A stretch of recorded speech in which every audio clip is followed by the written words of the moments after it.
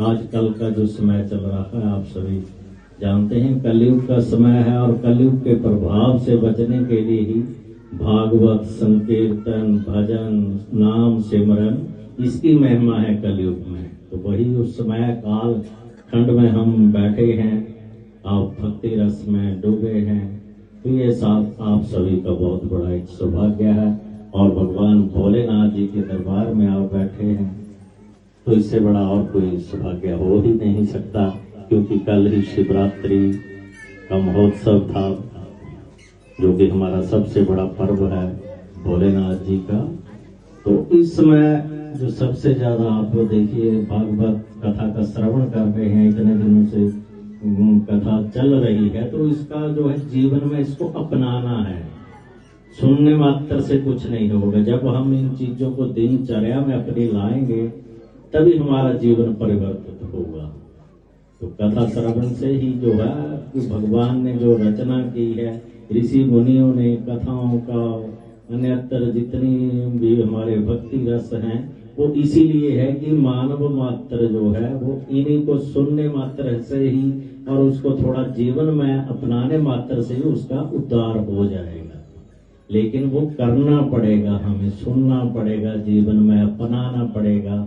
और आज के समय में आप देख रही हैं, एक तो धर्म परिवर्तन चल रहा है, तो उन चीजों से आपको बचना होगा, क्योंकि भगवान ने आपको जन्म दे दिया, तो जिस धर्म में उन्होंने जन्म दिया तो उसका अनुसरण करना हमारा जो है एक उत्तरदायित्व तो बनता है, और अगली पीढ़ियों को भी उसके लिए बचा के रखना है। तो हम जो आचरण करेंगे वही जो है हमारे बच्चे, आस पास परिवार जो है वो उसी का ही अनुसरण करेंगे। लेकिन अगर हम इन चीजों को छोड़ते जाएंगे तो हमारा जीवन को, क्योंकि जब हम अपने धर्म का अनुसरण नहीं करते, अपने धर्म के नहीं हो सकते हैं, तो हम किसी के नहीं हो सकते और आपको कोई अपनाएगा भी नहीं। अन्यत्र धर्म में आप चले जाते हैं, क्योंकि सनातन धर्म एक ऐसा धर्म है, उसी से ही सभी पंथों की जो है संप्रदायों की उत्पत्ति हुई। धर्म जो है एक सनातन धर्म ही है, सनातन संस्कृति है, देव संस्कृति है हमारे।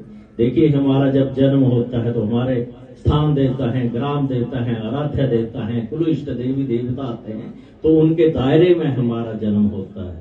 तो जब हमारा जन्म होता है तो हम उनके दायरे में आते हैं, तो उनके प्रति हमारा उत्तरदायित्व, तो उनको मानना करना, समय समय पर उनका पूजा पाठ, अन्यत्र जो भी हमारी परंपराएं हैं, संस्कृति है, संस्कार, हमारे जो संस्कार है, उनको करना हमारे लिए जरूरी है, तभी हम अपने धर्म में बने रहेंगे।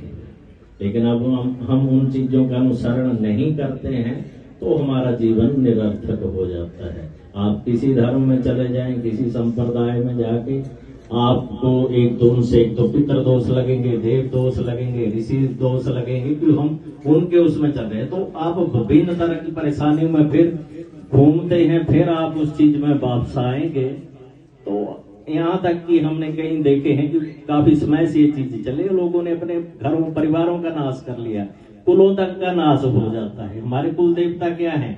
वो हमारे कुल वर्धक है, कुल देवी देवता है कि वही हमें धन दौलत ऐश्वर्य औलाद सुख इत्यादि सभी वही प्रदान करेंगे। जब हम उनको छोड़कर अन्यत्र जगह जाएंगे तो वो भी आपका साथ देंगे, क्योंकि आप अपने बुजुर्गों के, माता पिता के नहीं हुए, अपने देवी देवताओं ने, तो दूसरा आपको कैसे अपना लेगा? तो ये चीजें जो है तो कुछ बाह्य आडंबर है, कुछ इन चीजों में हम फंस रहे हैं, कोई लालच में इन चीजों को करने। तो अपनी देव संस्कृति है हमारे, देखो हिमाचल तो है ही देव भूमि, तो हम सबका तो सौभाग्य ही है कि हम देवताओं की शरण में, देवी देव भूमि में जन्म हुआ है, तो इससे बड़ा भी सौभाग्य नहीं हो सकता हमारा। तो देव संस्कृति को, देव परंपराओं को अपनाए रखना है। और अन्यत्र जो भी समाज में आप किसी भी तरह का अपना सहयोग, योगदान दे सकते हैं, देव परंपराओं को बढ़ाने के लिए, धर्म को बढ़ाने के लिए प्रचार प्रसार अपने जो है उसका अनुसरण करें और दूसरों को भी करवाने की कोशिश। लेकिन उसके लिए हमें जीवन पद्धति जो है अपनी, वो उसको अपनाए रखना है। जीवन मूल्यों को, जो भी हमारी संस्कृति संस्कार हैं, जैसा कि जब हमारा जन्म होता है तो उसी समय से जो भी हमारे 16 संस्कार आते हैं, उसमें तो जन्म के समय होता है और उसमें एक यज्ञोपवीत संस्कार है और उसके पश्चात विवाह संस्कार, और ये तो 3-4 तो हमारे मुख्य हैं, लेकिन उनको करना है। जब हम इन चीजों को करेंगे तो बच्चों की रुचि भी उसमें बढ़ेगी, आप सभी की रुचि भी अपने धर्म में बढ़ेगी, लेकिन हम उसका अनुसरण करेंगे ना, स्टेप बाय स्टेप उनको अपनाएंगे। घर में माहौल वैसा होगा, वातावरण वैसा बनेगा, आसपास के लोग भी देखें, वो भी उससे प्रभावित हो। लेकिन हमने वो करना छोड़ दिया है इस समय में, तो उसको अपनाए रखें। और यहाँ भागवत जी ने, व्यास जी ने बहुत अच्छी कथा श्रवण कर रहे हैं। हमने तो पहली बार उनसे मिलना हुआ, और कथा का जो उनका प्रवाह है बहुत अच्छा है, और अपने मुखारविंद से भगवान जी की महिमा प्रचार प्रसार सत्संग कीर्तन करते हैं। तो उनको, उनकी टीम को भी हम ढेर सारी शुभकामनाएं देते हैं।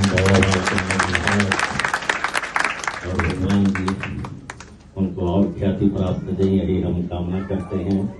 तो सभी को ढेर सारी शुभकामनाएं, शुभ आशीर्वाद। जय भगवान।